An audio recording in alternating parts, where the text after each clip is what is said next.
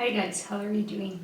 It has been such a while since we talked last time, but I was moving countries and then I was very busy, and actually I had so much to kind of talk about because I had a lot of thoughts in my head, but I had literally zero time and or energy because I have moved at least 3 or 4 times in the last month. So this is literally like the first weekend that I have at least a little bit of time to like breathe and be with myself and do things that I actually really like. So this is actually kind of exactly what I wanted to talk about today. So change and the reasons why we do it and the ways of doing it and the consequences of it and the process of making like global changes to your life and so on. So basically, what happened was that for the last 6 or 7 years of my life, I have been living in Berlin in Germany, and I have done my PhD there. I already had like my life completely there. Like I had my network of friends. Basically, I came to Germany when I was 21, and I spent the majority of my adult life there. So like right now, when people ask me where I'm from, it becomes really difficult. Of course, my life there was already, I was really familiar with everything. I was very comfortable. Like I was more or less good at the job that I was doing, and I was familiar with everyone there. It was like family, and it was really, really, really nice. But kind of a year ago, I started feeling really stuck. So I really wanted to change something, and I'm the kind of a person who has moved at least, I don't know, 30 times in their life, and I lived in different countries when I was little, and so I kind of feel bored really easily in one place. And although I haven't spent like this 6 years entirely in Germany, so there was a year when I was like traveling and I lived in the United States and in Russia and so on, but in general, like I just felt like I was getting stuck. But I was too comfortable in my comfort zone, so I was kind of looking around for like new jobs, new places, and I had a job there, and like I could have continued, and I would get a new project, and like I could have stayed there for more years easily. But yeah, and so that's what I did, and then like COVID hit, and can I say that actually on YouTube? I'm not sure. For the situation that happened last year, it became much more difficult to look for places in other countries and moving in general to other countries. So I stayed there for another year, and I told myself, okay, it's kind of like a waiting period, like doesn't matter, it's the world, it's not me. And then I got stuck in a really, really, really uncomfortable situation at work, which had nothing to do with work. It was like purely emotional. And that was kind of my cake from the universe that kind of inspired me to actually actively look for something. And I made the mistake of jumping straight from one job to another without taking even like a week of break in between, which was a mistake. So don't repeat this mistake. If you go from one job to another, try to get at least a couple of weeks or better, a month or even a couple of months, like if you can afford that, of course, in between, just to kind of rewind and unwind and relax.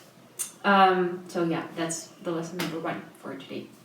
But I'm getting to the point, like, okay, I just want to kind of complain about my life recently because it was difficult. Like, the transition period is always difficult, and that's lesson number 2. When you change anything, like, a part of you dies, and you have to be prepared for it. And it sounds very dramatic, but it is really true. So, like, we change a lot. For example, if you like give birth to someone, it's a very happy event, but of course like then you will have to say goodbye to the part of you that didn't have children and that was, I don't know, more free and carefree and so on. If you get married, the same thing. So like you have to say goodbye to the you that was single and that didn't have a husband or wife and whatever. So yeah, like change is kind of a version of death at some point, but also like a version of rebirth, because then you get kind of a new version of you gets born that you didn't know before, and that you are just getting to know now that you are put in this new circumstances. And most likely this version is kind of a slightly evolved version of you, because you can use your experiences from before to what you actually are doing now, and this enriches your life in any case, even if the change seems to be a downgrade, for example, or even if the change is really uncomfortable and you got to like a place that you don't really like, I guess that it is all a part of the experience that kind of shapes you into a newer and more like mature and wiser version of you. So yeah, well, change is painful, but it's not a bad kind of pain, I would say. It kind of makes you see the parts of you that you don't really know existed, or it makes kind of old fears or the fears that you like didn't see when you were in this comfortable position, it makes them kind of come out to the light. So yeah, it is a very interesting process, and I think that when I'm out of it I will be able to talk about it more, because I feel like it's a very enriching and so an experience, very difficult. I don't know if you can see like my under eye bags, but they're horrible. And just because I'm like so tired and stressed and exhausted and so on. But I mean, like if you put it into perspective, like if you see it from like a kind of bird point of view, I think you understand that like all of it is for the best. But the main point that I wanted to make today before I start kind of complaining about my life again is that there are two ways of approaching change. And sometimes, well, I mean, I believe, like, I'm a firm believer of that the reason behind doing something is actually even more important than the deed itself. So, of course, your intention kind of matters even more than the action in most of the cases, or at least it influences a lot kind of the action that you're making. Because we can do the same thing that like looks the same on the outside, but we can do it with such kind of different background, such a different backstory, and such a different intention that it will influence us in a very different way, but also it can kind of influence the outcome in a very different way, even though physically what is happening basically doesn't look any different from if you would do it with another intention. Now I will try to explain what I'm trying to say.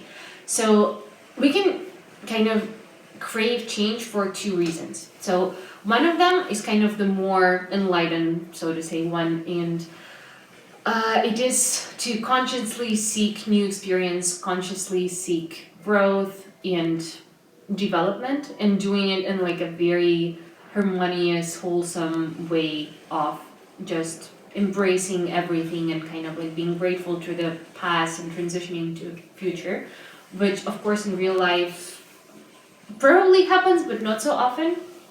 But mostly what does happen in real life is that people are making changes in their life when they are very uncomfortable with where they were before. And this was kind of my case. I mean, I'm really into like change a lot, so I like to move around and I like to just, I don't know, start new things. But in this case, I was in a very uncomfortable situation, which I didn't really want to deal with at this point. So I just decided to like completely change my entire life and kind of press the reset button.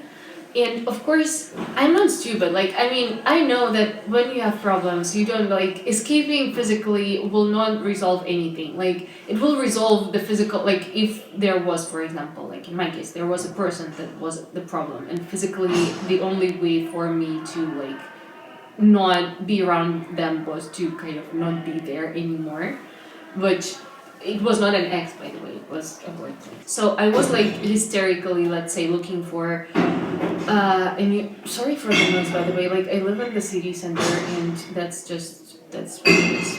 I'm sorry. I did it knowing that it will not resolve like the inner conflicts that I have, but I also had like no energy and like no desire to deal with the problems that I had. And also, I think, I mean, there is like a point you have to understand, because, for example, sometimes you can say, okay, this is not like really nice to kind of escape your situation in order to kind of resolve it, because unless you have resolved it like internally, it will repeat itself until you learn your lesson. But for example, if you are in an abusive relationship where a person like beats you up, it's not like you shouldn't stay there to resolve it. You should just escape. Like first you have to like save yourself physically, and then you have to like take care of why you got into that situation and like what to do not to repeat it again. So kind of same here. So like you can stay and try to resolve the situation as much as you can, or you can try to make life better for yourself, and then kind of in hindsight try to resolve like the issues that you have inside that have brought you into the situation. But you just have to keep in mind, like when we change or when we make a change, we romanticize the new life that we have, because we tend to think that with like a physical move or with a change of work or with a change of partner or whatever, like everything will be different because the setting will be different, like the background will be different.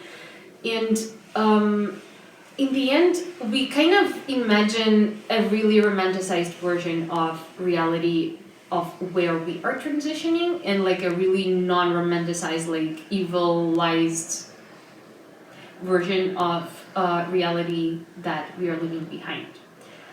And let me tell you, this is not the case. So usually real life is real life, like everywhere. So the places that you idealize, everything has its downsides, everything has, I don't know, little things that you never think about until you get into the situation and so on. So basically, bottom line, there are two ways of making changes. It's better to make a change consciously. So if you are planning to make like a huge transition in your life and you think that it will resolve all of your problems, it will not. It will probably distract you for a while. Probably you will have a lot of things to think about and be occupied about and so on, and you will not like think about the problems that you had before.